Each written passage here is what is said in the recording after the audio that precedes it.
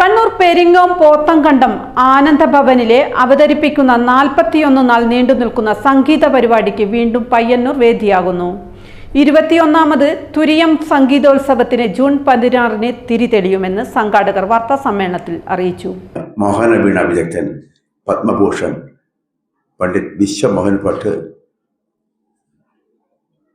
സംഗീത പരിപാടി അവതരിപ്പിക്കും. അതേമാതിരി തന്നെ എല്ലാ ദിവസവും വൈകുന്നേരം 6:30 മണിക്ക് തന്നെ വിവിധ മണ്ഡലങ്ങളിലുള്ള തരത്തിലുള്ള സംഗീതോപകരണങ്ങൾ, ഹിന്ദുസ്ഥാനിയിലെയും കർണാട്ടിക് സംഗീതത്തിലെയും പ്രഗത്ഭമതികളായ സംഗീതജ്ഞരുടെ പാട്ടുകൾ ഇവയെല്ലാം ചേർത്ത് സമർത്ഥമായ രീതിയിലാണ് ഈ 41 ദിവസത്തെ പരിപാടി ചെയ്തിരിക്കുന്നത്.